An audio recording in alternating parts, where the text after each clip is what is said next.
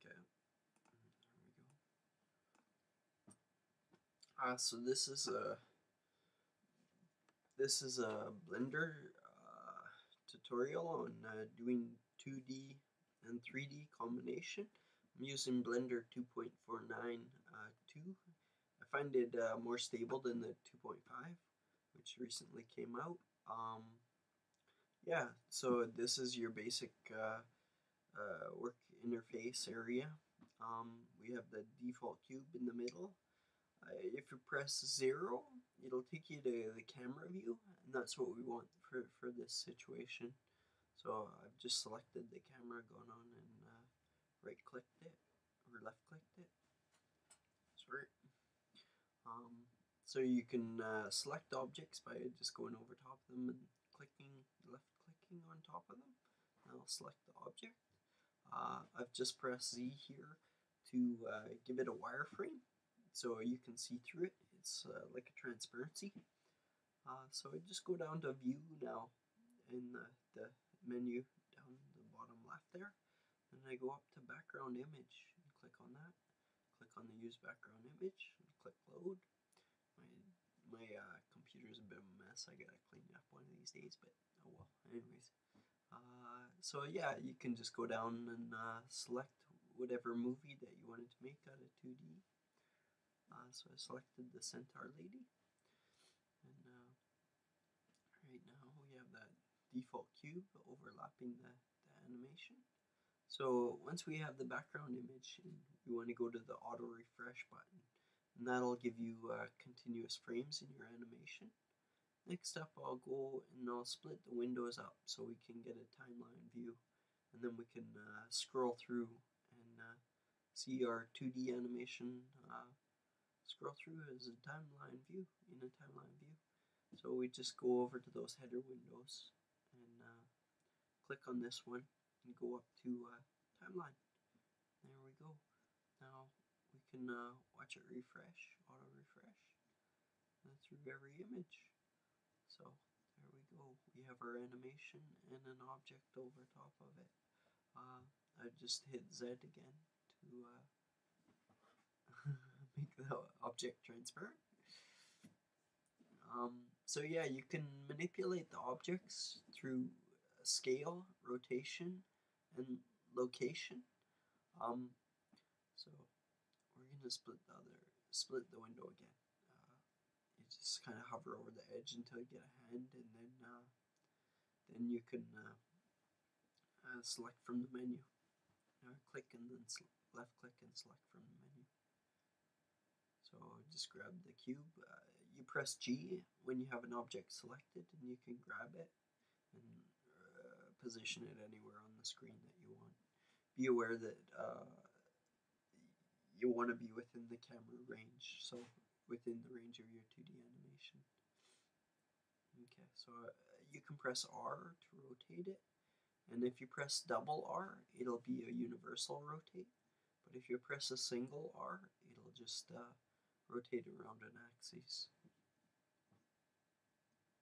So yeah, we're just going to insert some keyframes just to try to sync it up to the 2D animation.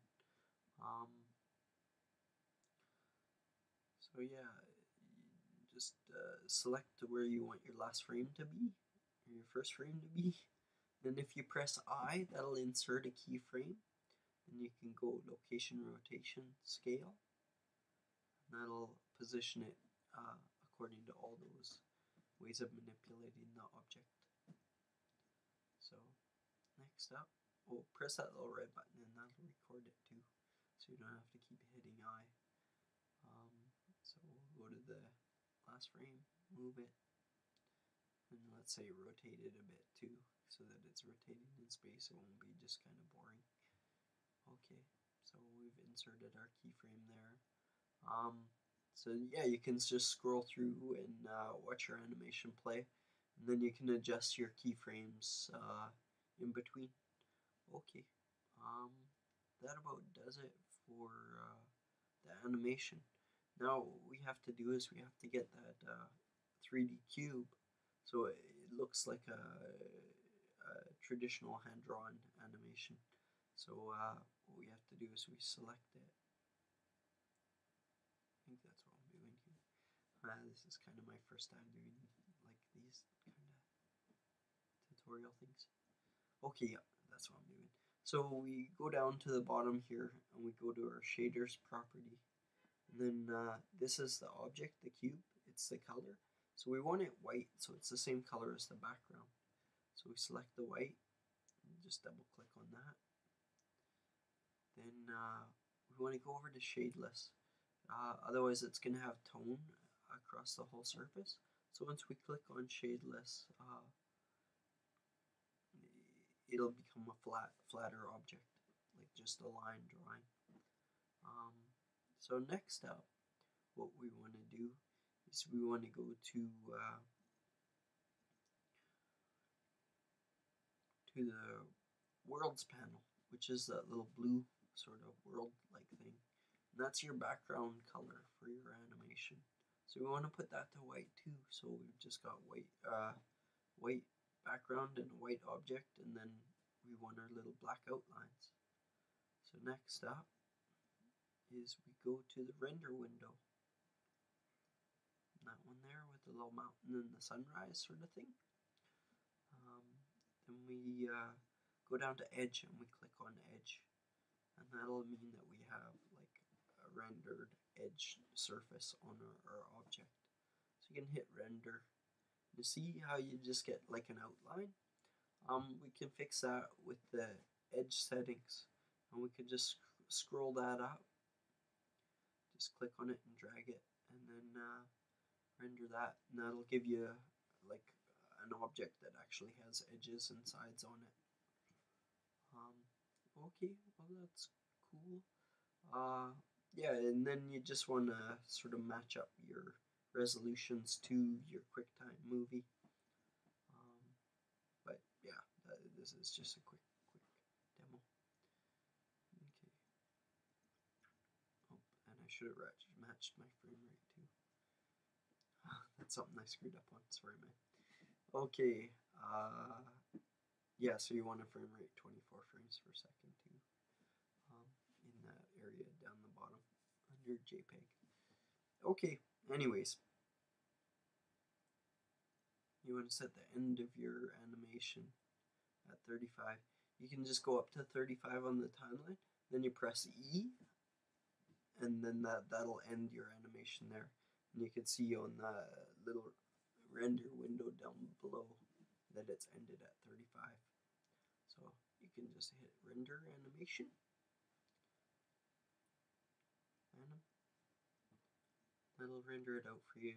It goes pretty quick, but yeah, like what I do is I render it out here, then I'll play it just to make sure there's no glitches and stuff. And then what I'll do is I'll import it into Flipbook as a layer, and then I can erase parts that I want to go behind things, and just drop it over top of my movie that way. Okay, I hope this helps out. Yeah, so you can just play back your animation, make sure it works, and that's about it. That sums up the tutorial. If you have any questions, don't be afraid to ask. And cool, take it easy.